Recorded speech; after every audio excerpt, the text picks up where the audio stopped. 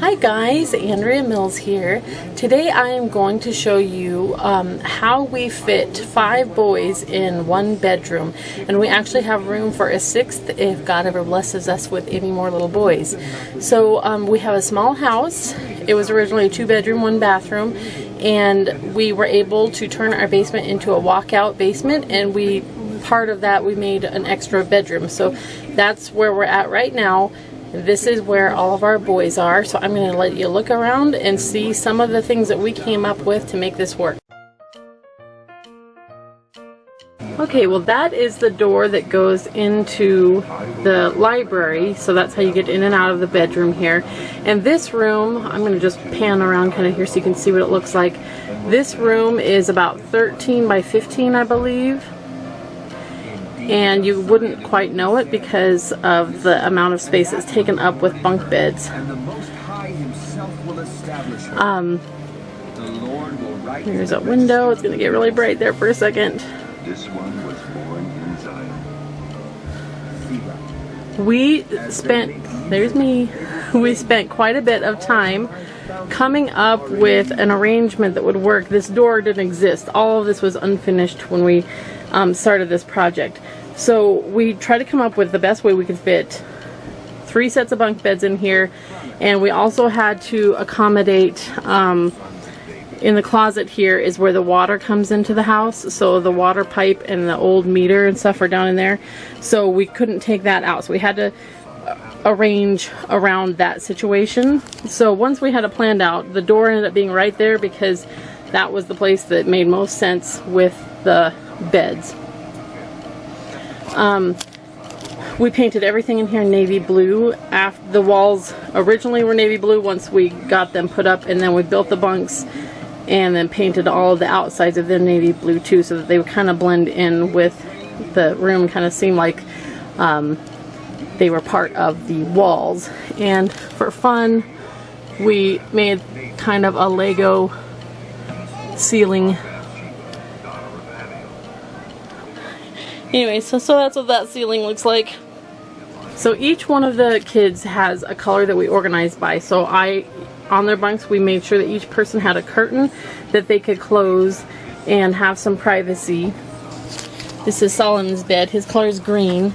And on the insides of the curtains, I sewed pockets so that they actually have storage as part of their curtain. So I'll start here. This is Judah's bed.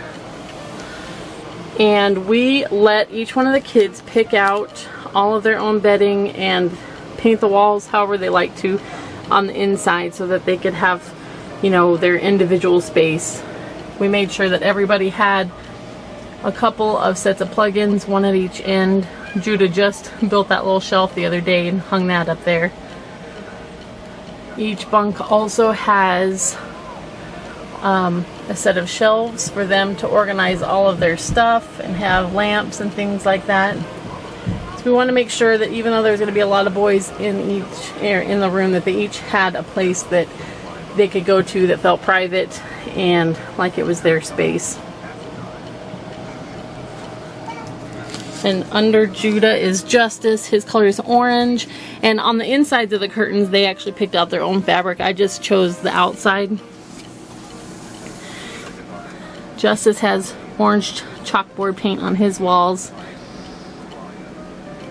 He's not nearly as homey as Judah is. Judah loves decorating and things. Thomas is pretty flashy. So he kind of liked the animal print stuff. And yes, that's his own box or bottle of chocolate syrup. He likes to sit down here and drink chocolate milk apparently. He has all his books and things organized up there. And then Solly doesn't have a lamp in his bed right now, so it's kind of hard to see in here, but he's got all of his stuff all cozy, like a little bedroom. That's kind of how we thought of it, was like a room within a room is what we wanted to make these. And then this one is Asher's bed.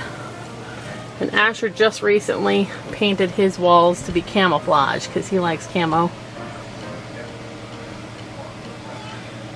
And all of his things are in there.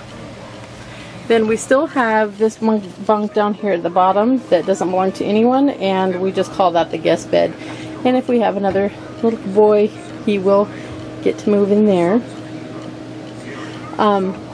Tom put on these little handles and these little climbing wall things for them to be able to pull themselves up easier to get into the beds. Then we don't keep a lot of toys around, so we thought about what the kids really like to play with, and one of the things was cars. So I bought this cabinet, and it's kind of hard to see with the window reflecting. Maybe I'll shut that. It's still hard to see. Anyways, this little cabinet here holds all the Matchbox cars, and it just opens with these little things, and then you can pick out which cars you want.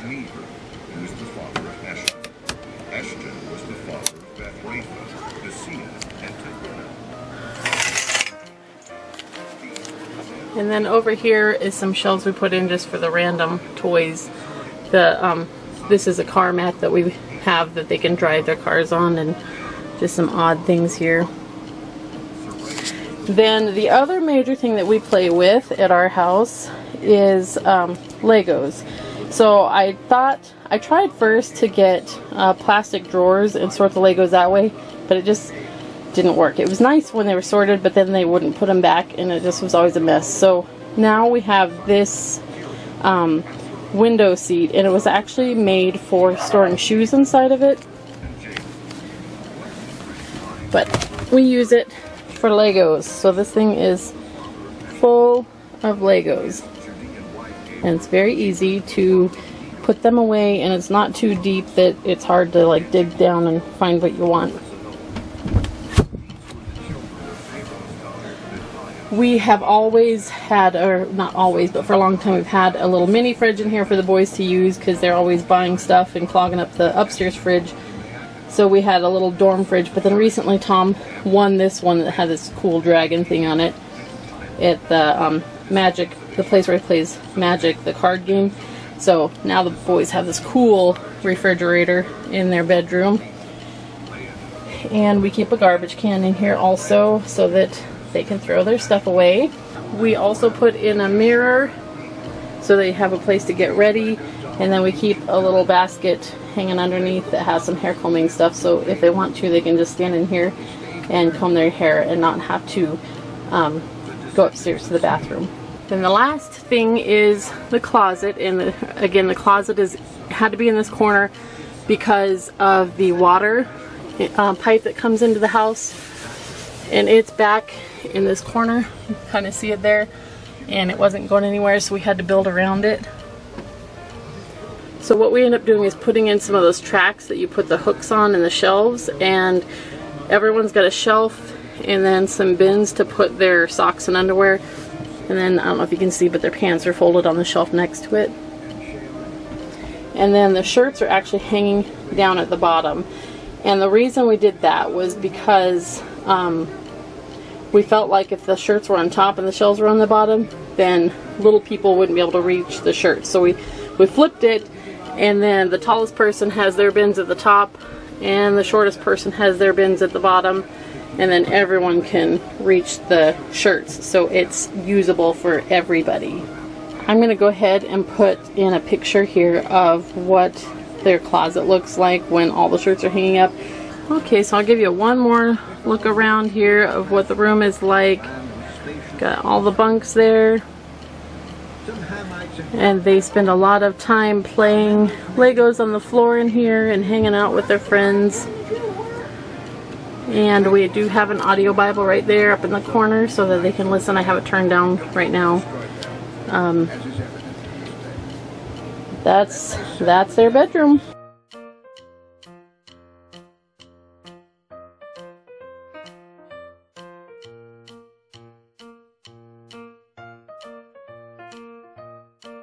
That is how we are able to fit, well, we have 5 boys in here, but potentially 6 boys in one bedroom.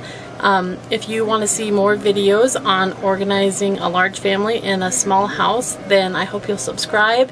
And in the meantime, you can check out my channel for more videos. We'll see you next time.